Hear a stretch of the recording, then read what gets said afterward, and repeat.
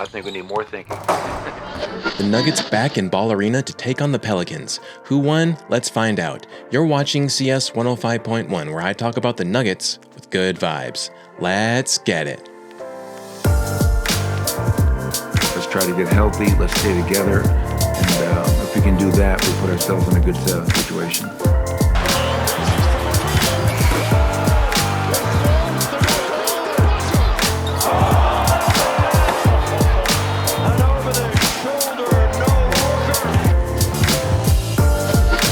How's it going, everyone, and welcome. I'm CS Chandler here for another take of Nuggets basketball. So the Nuggets were back in Ball Arena and home in Colorado to take on the New Orleans Pelicans before heading to Portland for their first NBA Cup game on Friday, on Halloween that is.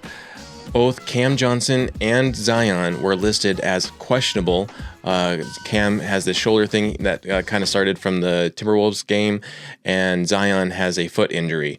But both ended up playing.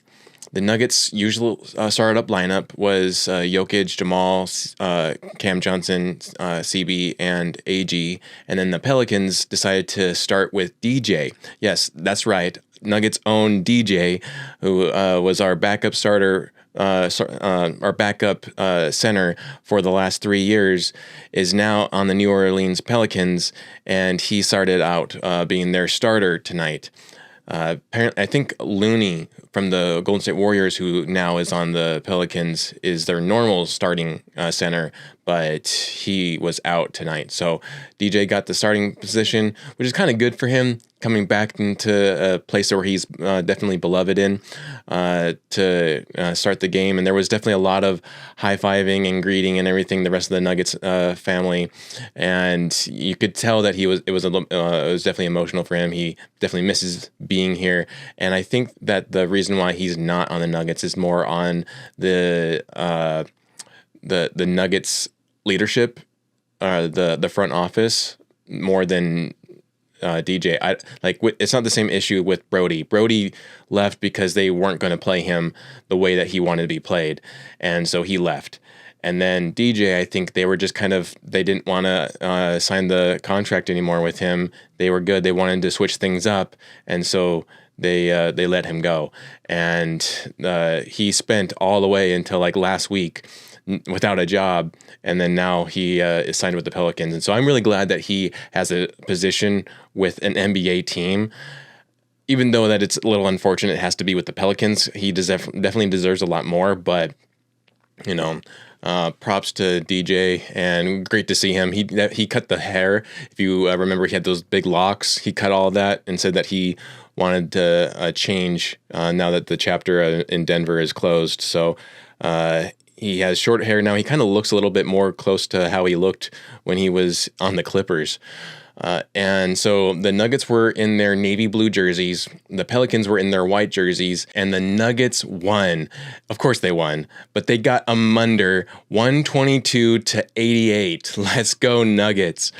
So what happened in the game? Let's break it down for you. So the first quarter, the Nuggets win the tip, and Jokic puts up a floater over DJ for the first bucket of the game. If you didn't think that there was going to be some kind of back and forth between DJ and Jok, you haven't been paying attention. But the first thing was a floater over DJ, and great to just see that kind of razzing each other a little bit, and Jok then on the next play nails down a three for the first 5 points of the Nuggets. Jok then gets a steal, leads to a CB transition and a layup. Murray gets fouled, and the Nuggets take the first timeout of the game. Even though they were up, they still took the timeout, and I think it was more to get Murray rest. I think he's it's kind of load management, which is funny because they just did a little segment with Michael Jordan last night on Peacock/NBC talking about load management, and Michael Jordan wants to play every minute of every single game, whereas a lot of the players now today don't do the same thing. And I think Murray would want to, but he is unfortunately a little injury prone. And I think there's something going on with maybe his calf or something, because he was kind of hobbling along a little bit on the court tonight. So they got him out, and they subbed in Peewat. And then Peewat gets back-to-back blocks on Poole and then Bay. It was like Wemby level of block. Like, it was amazing to see him come from behind, block Poole, and then immediately block Bay, who got the rebound and tried to shoot it. Like, phenomenal defensive plays from Peewat tonight. Finally, we get a dunk by AG off an assist from Tim Hardaway Jr., and then Peewat gets a step back plus a foul to get the Nuggets to a 10-point lead. Nuggets win the first 34-25. Then the second quarter happens, and as you know, any kind of lead with the Nuggets right now isn't always safe. And so in the second quarter, Nuggets start off a lineup of Brucey B, AG, Big Val, Tim Hardaway Jr., and Murray, as Poole misses a three. Big Val with a rebound, and AG gets fouled, goes to the line, knocked down both free throws in the first bucket of the quarter. Then Brucey B knocks down a three, gets the Nuggets up to 12-point lead. And then Strother knocks down a big three for him. You know, he's been really struggling. So he actually checks in, I think, for Murray, and he knocks down a big three. And then he shows some really good minutes, you know, causes a turnover from the Pelicans, and then knocks down big shots. It was kind of relieving to see, but I mean, it didn't really last for very long, but the little stint that he had in the second quarter was definitely great. Big Val plays some booty ball to get to the rim and then gets the Nuggets first to 50. And then Jokic checks back in at the 3:30 mark. So the Nuggets actually were able to get themselves to, I think it was like a near 20-point lead. Right, immediately two-man action between Jokic and Jamal. As soon as they both check in for a layup and extend the lead to 18, so the lead is at 18, and the starters are in at the end of the second, and then somehow, in Nuggets fashion, they let off the gas and allow the Pelicans to go on a 12-0 run to cut the lead down to 6. Like, you kind of feel like, okay, yeah, this is going to be an easy game for us. We're just going to have fun and everything. No. As soon as they cut it down to 6, you're like, okay, now are we actually going to have to try harder? Like, and that's exactly what they had to do. And final possession from Jamal, inbounds to Jok, who takes a three, bounces high, and then misses. Pelicans win the second, 22-19, and the Nuggets were still on top going into the half, 53-47. Third quarter happens. Nuggets start off with the starters. Jokic lays it up and for the first bucket of the quarter. Finally, Cam sinks a three. Like, he took 4 attempts tonight at 3 and only made 2. So at least he made 2. He's been really struggling right now. And Murray, this is at the point where you can see Murray is actually physically limping and slings it still over to AG, who knocks down a 3 himself. So now they're starting to battle back. AG with a rebound kicks it down court to CB, who sets up Cam Johnson for a lob. And Cam isn't able to finish the lob, and very intelligently, as he's going out, he manages to still save the ball and kicks it back to CB, who then drills down a 3. And then Peewat gets the steal, who kicks it to CB for the jam. And so great plays as Cam also knocks down another 3. So then Jok gets his double-double at this point, kicks the rock to Jamal in back-to-back plays, who knocks down back-to-back 3s. Like, it was just raining for the Nuggets in the third quarter here. Jok slings it again to Murray, who knocks down yet another 3. And then Jok becomes 1 assist away from a triple-double. His 4th would be of the season so far. And then Jok, obviously, you know he's going to do it. He slings it over to CB, who knocks it down for a 3 as well, to give Jok his 4th triple-double, consecutive triple-double of the season. There's only been 4 games. So he's had a triple-double every single game this season so far. The Nuggets crushed the Pelicans in the third, 39-11. Let that sink in. 39-11 in the third. Like, that's just like a mismatch there, like total mismatch. And this is the same Pelicans team that just a couple days ago took the Spurs into overtime. The Spurs are undefeated right now with Wemby going, all alien. Like, they took them into overtime. This is crazy. The 39-11, like the Pelicans just straight up gave up, like for like a second time in the same game. The fourth quarter happens. Nuggets start off with a lineup of Pickett, Big Val, P. Watt, Tim Hardaway Jr., Brucey B, and then Big Val misses the first attempt of the bucket for the quarter. Pelicans get fouled, go to the line, and knock down both for the first points of the quarter. So we had a chance, but at least we got the first 3 quarters with the first bucket of the quarter. This one went to the Pelicans. P. Watt then with a jump back to get the Nuggets on the board, and then Pickett gets a jumper to get the Nuggets first to 100. He also gets fouled, goes to the line, and knocks down the and one. Another P. Watt block on Poole. Like, P. Watt was blocking Poole, and I cannot tell you how much I love seeing Poole suffer and getting hit and seeing him get his shot blocked by the same player. Like, let's go. Come on. Swatson showing up. So he blocks Poole, leads to a 3 knocked down by Tim Hardaway Jr. So not only does Poole get blocked, but then on the other end, Tim Hardaway Jr. knocks down a 3. Phenomenal. Like, love it. Cannot stand Poole, especially the last time we saw Poole. I don't know if you all remember, but the last time we saw Poole, he was on the Wizards. And if you remember last season, we got swept by the Wizards. And Poole in the Denver game hit down the buzzer beater and did a celebration afterwards. And it was very disrespectful. So I'm very happy to see that Poole is on. Pretty much, he did a lateral move, essentially, from the Wizards to the Pelicans, but in some aspect, actually helped the Wizards. With him leaving, it helped the Wizards, and the Wizards are doing better than the Pelicans right now. So that's funny. Then Tim Hardaway Jr. from downtown knocks down another 3. He has been great off the bench. I don't know about y'all, but I think that it's actually like Tim Hardaway Jr. wasn't so good in the preseason, and now I'm kind of thinking he was holding back intentionally because he's been great so far in regular season. I mean, he's had very productive bench minutes. Then Pickett knocks down a 3 to get the lead up to 41. The Nuggets had a 41-point lead. And I say had because, of course, in Nuggets fashion, we will not end with a 41-point lead. I mean, I just read you the final score there, so you can do the math. The subs come in, and Hunter slogs it up.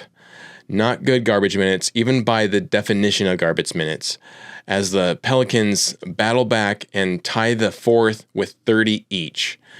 Like, I don't know what it is about Hunter, man. I mean, he had some good minutes last season, very productive. I know with Malone, really liked him because he was showing an incentive and aggression on defense. Like, he was some great minutes. But now all of a sudden, I don't know the last time he actually made a shot. He keeps on putting them up and hasn't made a shot. And then on the other side, he's either fouling, causing turnovers, or just missing shots. Like, it is not good. And I wish that Dattleman would have actually gave those minutes to Deron Holmes, who deserves those minutes. He actually knocked down a 3 the last time that the Nuggets played in Ball Arena, if you remember. He got his first bucket on the Suns game. So, I know that you have to, as a coach, you have to try to get everyone the same equal amount. Not equal, but, you got to give them all minutes to try to help them grow and everything. But, if you haven't had it so far and you've been in the league for 3 years, this is Hunter's 3rd year, and he's still playing like a G leaguer.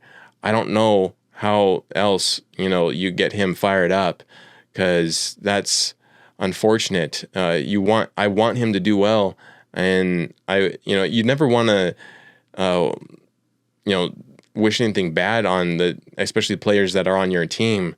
And so I really want him to do well, but man, it's so frustrating to see him on the court. And I'm sure he's a little frustrated too. He's got to be, but I mean, now at this point, and especially when we get to teams that are a little bit more difficult than the Pelicans, Adelman better use Deron Holmes over Hunter. Like, just automatic, use Deron Holmes over Hunter. He can actually get you a bucket. Hunter right now, like, the lid is locked on the rim for him. So Pelicans, once again, they tie the fourth 30-30 with the Nuggets. So no one really won that. It was a tie. And again, the Nuggets still win a blowout Munder win of 122-88.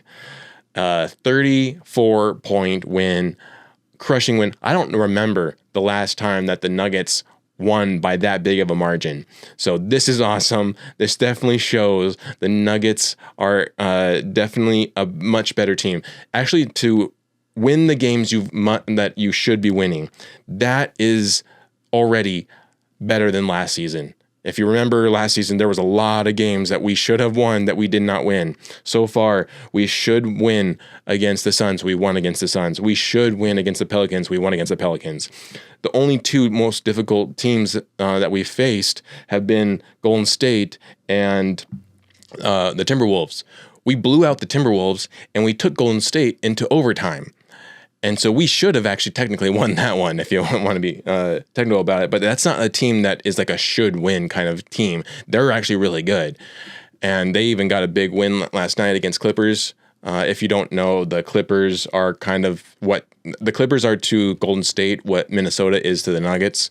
So they finally got their win. We got our final win against the Timberwolves. And then the next night, they finally got their win against the Clippers in Chase Center. So I was rooting for them on that one, especially since now having gone to the Nuggets and Warriors games in Chase Center to cover them several times now, I'll just say the staff that takes care of the media there in Chase Center is phenomenal. They are so welcoming, and their hospitality is just a really, really impressive. And then you get to the Nuggets media, and y'all know I would kill to be on the Nuggets media. And yet, for some reason, whenever I go and try to talk to them and try to be friends with them, it's just like they aren't having it. They look at me like I have some kind of disease or whatever, and that I'm some kind of weirdo. And it always rubs me the wrong way. And I know sometimes you can read people the wrong way, but this is how it happened twice to me. And I don't know. I just I don't get a good feeling around them as I do with Golden State. Though I love Denver. Denver's always going to be my team, but Golden State, and I've got a lot more respect for them after having worked with several of their team there. Plus for Golden State there. But let's get into stats here for this game. So Cam Johnson played 27 minutes tonight, made 7 points, 1 rebound, 1 assist. He was 2 for 4 from field, 2 for 4 from 3, and 1 for 2 from free throws. He had 1 turnover, 2 personal fouls, was a plus 22. Plus 22 for Cam Johnson. Look at that. Like, if you're not getting a plus on this kind of game, then you're definitely doing something wrong. So Cam Johnson with a plus 22 is pretty awesome. And also with only 1 turnover. Also with only 2 personal fouls. I mean, I've said this before, and I'll say it again. I am not concerned with Cam Johnson's inability to knock down shots right now. I know that that's going to come. The thing that's frustrating me the most with Cam Johnson is his constant fouling. I can't, that is really getting annoying. He needs to stop fouling. And I'm glad that he only got chalked up with 2 fouls tonight. But the previous 3 games, man, and even in the preseason, he was just constantly getting fouled. And to me, I guess the shocker is the fact that he has been in the league for so long, as long as he has been. He's gone to the finals. He has finals background with the Suns. He's played with Chris Paul. He's played with Devin Booker. I mean, he's one of the leading options on the Nets as long as he was there. And yet this preseason in these last couple of games, he seems like he's a little new, like a rookie almost with the fouling. Like, I don't get it. I would think, as smart as he is too, that he wouldn't be baited by these fouls, but he's getting worse foul baiting than MPJ was. So that's kind of interesting and weird. And I'm not saying, oh, let's bring back MPJ or anything. You got to do what you got to do. And I definitely still have a lot of faith in Cam Johnson to finally show up when he needs to show up. And luckily, the Nuggets are so deep that you don't have to rely on Cam Johnson, but it is definitely some testing your patience minutes when he's on the floor. Although we will say that Hunter Tyson tests your patience way more. But I digress. Aaron Gordon played 22 minutes tonight, had 9 points, 9 rebounds, almost a double-double. 3 assists. He was 2 for 5 from field, 1 for 4 from 3, 4 for 4 from free throws.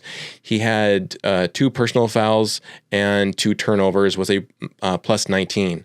So he actually made more rebounds, more points than Cam Johnson, had the same amount of personal fouls, but 1 more turnover, and he was a less plus minus than Cam Johnson. That's interesting because he's also a better defender than Cam Johnson.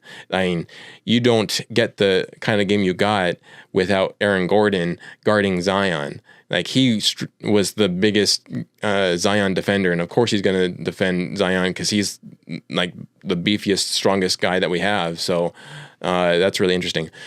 Jokic played 27 minutes tonight, and in his triple-double, he got 21 points, 12 rebounds, 10 assists, 2 steals, 10 for 15 from field, 1 for 2 from 3. He had 2 turnovers, which is phenomenal for him. Normally he's, got it up to like 6 or 7. Like, I think that would be one reason, or one way that he could get a quadruple double is if he got 10 turnovers, which I hope does not happen in that way. I really hope that it happens more in steals. But he had also had 4 personal fouls. So he had the most personal fouls out of anyone on the team, and he was a plus 25, not the biggest plus minus of the team, surprisingly. I know. So, but still, I mean, just phenomenal. Just look at that efficiency and those stats that he's ranking up here. Like, come on now. Christian Brown played also 27 minutes and knocked down 17 points, 6 rebounds, 4 assists. He had 1 block, 8 for 13 from field, 1 for 3 from 3. He had 1 turnover, 1 personal foul, was also a plus 22. I mean, if you ask me, that he should be more than just plus 22. He should be more of like a plus 25 to me. Like, that's amazing, especially. And I already knew that he wasn't having such great offensive nights the past couple of games. He was going to bounce back. And here you go. He was making, like, this was almost the Christian Brown Jam City kind of Browntown night. It was amazing. He got so many dunks tonight. Then Jamal Murray, even with a bummed leg, whatever's going on with his leg, he still was able to play 25 minutes and knock down 17 points as well. He had 2 rebounds, 6 assists, 1 steal. He was 5 for 14 from field, 3 for 8 from 3. 4 for 4 from free throws, 1 turnover, 0 personal fouls, was a plus 29, and he is the biggest plus minus of the Nuggets. The second best Nugget in the plus minus was Peyton Watson, who played 22 minutes tonight, 5 points, 5 rebounds, 5 assists, 1 steal, 3 blocks, 2 for 2 from field, 1 for 1 from free throws, 0 turnovers, 0 personal fouls, was a plus 28. Like, the minutes that P-Watt has been showing is just phenomenal and very, very impressive. I mean, like, it's really great to see someone actually improve over their time. if you haven't already, Adam from the DMVR did a interview with P. Watt, and they were talking about the growth that he has had. And P. Watt actually admitted that he wasn't his best self last season, that he had to cut out a lot of things that in his habits and everything to try to get better. And you could see the difference. Like, it's like night and day difference from last season. It's phenomenal right now. Like, I really hope that he gets noticed for improvement by the end of the season, especially if he keeps on going on this trajectory. I mean, I would hope that he actually is able to rank up like 15 to 20 points in some games here to get him above the heap, because I know there's going to be other players that are going to, lock down 20 or so points, and that's going to be the reason why they get most improved player. But Peyton Watson, man, has had a phenomenal season. Then the other one would be Tim Hardaway Jr., who had 14 minutes. In his 14 minutes, he knocked down 11 points, 1 rebound, 1 assist. He was 4 for 6 from field, 3 for 5 from 3, 0 turnovers, 3 personal fouls with a +9. I mean, you don't play that many minutes and you're +9 already, and you have that much efficiency. Like, that's a great game from Tim Hardaway Jr. He is definitely...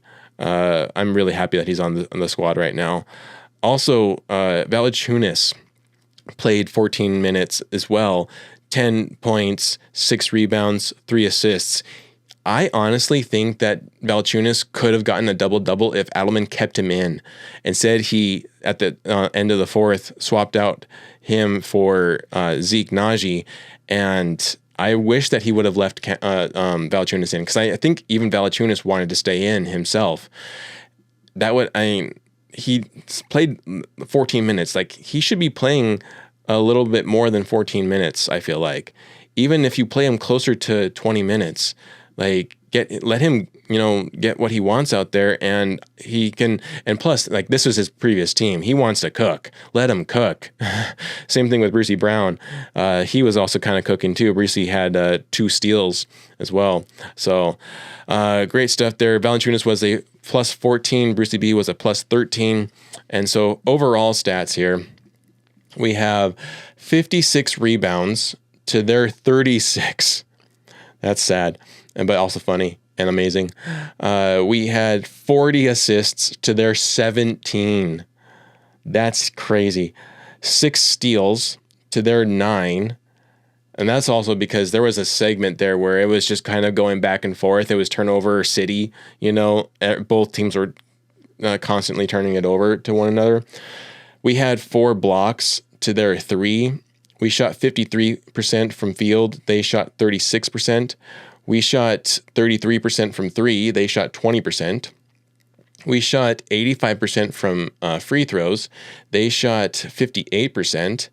We had 14 turnovers. They had 13. We had 23 personal fouls. They had 15. So, not a bad night for our Nuggets. My big takeaway is this. Jokic is the triple-double king. I know Brody has the crown right now, but the key word there is right now.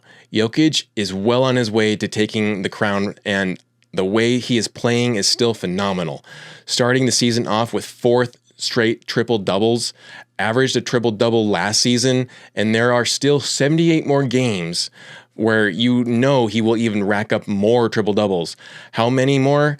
I have no idea. I mean, we are at a point now with Jokic where you could say that he's going to rack up 20 triple-doubles over the course of the season, and then he does double that and gives you 40 triple-doubles. But the big factor here is that Jokic doesn't get these triple-doubles unless the team is making shots. And the team is making shots right now. The Nuggets are so good right now, and I love watching them work. And I can't wait to see the triple-doubles, how many triple-doubles Jokic gets at the end of the season. Like, it's just phenomenal. This is a very good, feel-good team right now, even though we have that one loss. But I feel like if you're going to lose, then you better lose to a good team in overtime. And that's what we did with Golden State in that season opener. So I'm not sweating it. Also, it was fun to cover that game. So that was still a great experience. And I'm very, very high on the Nuggets right now in this season. Let me know in the comments what you think right now, how you're feeling about the Nuggets, and also who do you think is going to be kind of like the top 5, let's say, because I honestly think that the Nuggets are going to be in the top 3. And right now, it's really, really weird. If you haven't been watching the standings, right now we have the Spurs and the Dust Bunnies on the top 2 of the Western Conference Finals. And on the Eastern Conference Finals, we have the 76ers and the Bulls of all teams. Like last season, the 76ers didn't even make it into the play-in. The Bulls were a play-in, and now all of a sudden they're both tied for the first seed in the East, and technically tied for the first seed in the league with the Dust Bunnies and the Spurs. I mean, that's just very. Like, I know we only have like 5 games in right now, but still, like that's really crazy to think. And it'll be interesting to see who actually takes them down first. I mean, we play the Bulls next month, so if they haven't lost by then, I have a feeling that we're going to be the first ones to take the Bulls out. And then we also play the Spurs this next month. And if they don't get knocked out by then, I think we'll take them out too, because the Nuggets are definitely streak enders. They love ending streaks, even if it's their own streak. But let me know in the comments what you think. But I honestly, I'm actually surprised right now on the East side that those are the 2 top teams.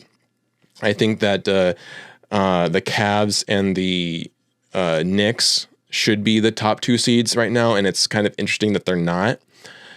But I am very surprised to see a very beaten up Sixers team winning right now. I mean, you don't have Paul George, and you don't have McCain, and you have Joel Embiid, who is walking, injury. I don't really know how long he's going to last before he gets injured again and is out. I mean, case in point is Zion. Zion is also an injury-prone player. He has a bummed foot. I'm sure he's going to be out for maybe their next matchup. So, it'll be interesting to see. But then you have Wemby, who is just phenomenal right now. He is going full alien, and I mean, he has racked up 100 points in the first 3 games. Was it 3-4 games? Like, that's crazy. That is, and he's actually doing the things now that a center is supposed to do. He is scoring in the paint. He has not scored so much beyond the arc, which he used to do. He is actually staying in the paint where he's blocking shots, and he doesn't have to jump to block shots. He just lifts his arm up, blocks a shot. I mean, it's just kind of unfair right now. So it'll be interesting when the Nuggets face them, because then on the other end too, you also have Darren Fox on that team, and Champagne is doing well. I mean, that is a very tough squad. You also have Luke Cornett, so you actually have a legit backup center for Wemby now, and that's actually something that I didn't really put into account.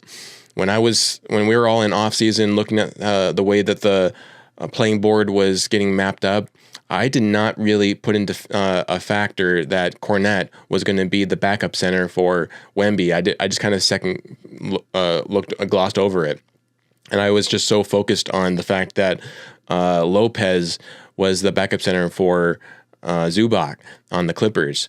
To me, that was the second best center and backup center. But now I'm seeing, well, actually, maybe, Wemby and Cornett is a pretty good duo itself. So they also have a very deadly squad there. And I know that they've kind of played not so great teams right now, but everyone's playing hard right now. So I don't really know that you can really say they're not playing great teams. I mean, they went into the overtime with the Pelicans, who we just decimated. But then they also beat several other good teams so far. So, I mean, it's just crazy. I think that the Spurs, and I said this last season, and I said it before, I thought that the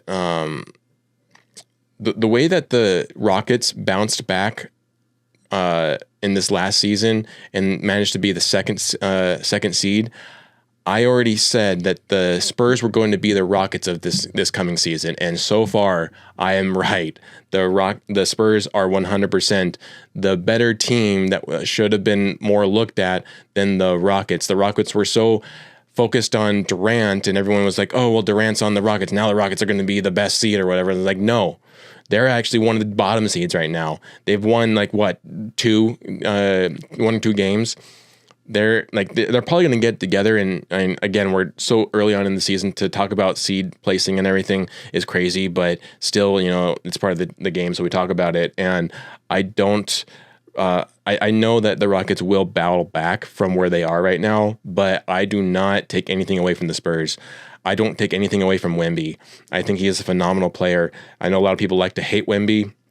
I was slightly a hater at the beginning. I thought that he was a little too overhyped at the beginning of when he was a rookie. But since then, I mean, the fact that he took away the 1 seed from the Nuggets, their defending year, earned him a lot of respect from me. He scored 17 points to win that game for the Spurs. So I have to put respect on him, like that. He's another level, and he's definitely going to be in the running, I feel like, for possibly MVP if he continues on the path that he's on right now. So, but let me know in the comments what you think. Definitely excited for the Nuggets. Their next matchup, like I said before at the beginning of this, was the Portland Trail Blazers on Halloween, our first Cup game. So we'll see how they do in Portland, especially with that whole scenario. I mean, Portland hasn't really been doing so well since the Chauncey Billups indictment or arrest. And so it'll be interesting to see how the Nuggets take them on, because they're not horrible right now. They're just there's a lot of toxicity in the air there that they're getting distracted with. And it's I feel like, affecting them. Because their last win was was Golden State, and that was when Chauncey Billups was still their head coach. So it'll be interesting to see how the Nuggets take them, or how they, face up against the Nuggets, match up against the Nuggets on the Halloween. But hoping that the Nuggets get that W, and I really hope that the Nuggets get a good Cup season this year. I would love to see them if they made it out to my area here. So we'll see, but. That's pretty much all I got for this episode. I hope you enjoyed it. If you did, please give it a like and subscribe. Share it out to your friends and family. And if you feel gracious enough to give me a donation, the link for my PayPal is in the description of the video as well as my bio. I would greatly appreciate it. And if you wanted to tag on any kind of take or comment, I will be happy to read it on the next episode. But that's all I got for you. You've been listening to CS 105.1, where I talk about the Nuggets with good vibes. We'll catch you later.